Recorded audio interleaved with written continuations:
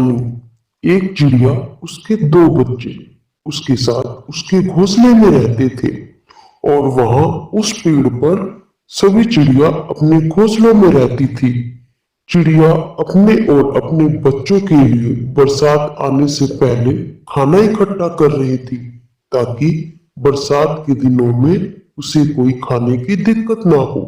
पर वहां एक ढोलू नाम का कौवा था।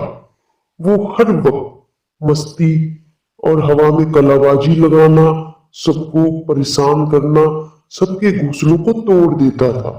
सभी उससे बहुत परेशान थे। वो जब भी अपना घोंसला बनाते, तभी वो ढोलू सबका घोंसला तोड़ देता। और वो खाना लाते तो उनका खाना भी खा जाता। सभी पेड़ पे रहने वाली चिड़िया और सभी कौवा उसको बहुत समझाते कि बरसात का मौसम आने वाला है, अपने लिए खाना इकट्ठा कर लो, ताकि आगे जब भी बरसात का मौसम आए तब कोई परेशानी ना हो, और अपना घोंसला मजबूत बना लो, जिससे आंधी या तेज हवाएं और ज्यादा बारिश आए तो तुम्हारे घोंसले को कोई हानि ना हो और तुम आराम से रह सको। लेकिन वो किसी की बात नहीं मानता था। जहां सभी चिड़िया अपने लिए खाना और रहने के लिए जुगाड़ करती, वहीं ये सिर्फ मस्ती करता और सबसे ज्यादा ढोलू कौवा रूबी चिड़िया को परेशान करता और उसके दोनों बच्चों को चोट से मारता और रुला देता। रूबी चिड़िया इससे बहुत परेशान थी। अब बरसात का मौसम आ गया था। एक दिन बारिश हुई। हर जगह पानी पानी था। खूब ठंडी हवाएं चल रही थी। ढोलू कौवा का कोई घोंसला नहीं था।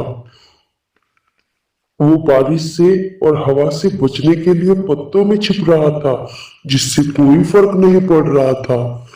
और वो बहुत भीग गया था। वो अपने आप को बारिश से बचाने के लिए ठिकानों की तलाश कर रहा था और सबके घोंसलों में जाने की कोशिश कर रहा था, पर किसी ने उसको अपने घोंसले में नहीं आने दिया।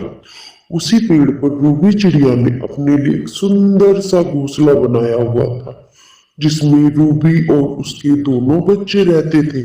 साथ ही रूबी ने बारिश के दिनों के लिए अन्न के दाने भी इकट्ठा कर लिए थे। उस घोंसले में रूबी चिड़िया ने अपने बच्चों के साथ बारिश का आनंद ले रही थी। जब मन होता वह इकट्ठे किए हुए दाने चुगते, उसी से चींची करने लगते। तभी रूबी चिड़िया ने देखा ढोलू कौवा भीग के पेड़ से गिर गया है और वो कांप रहा था। रूबी चिड़िया उड़कर ढोलू के पास गई और उसने ढोलू कौवा को घोंसले में ले आई और उसे दाने चुगने के लिए दिए।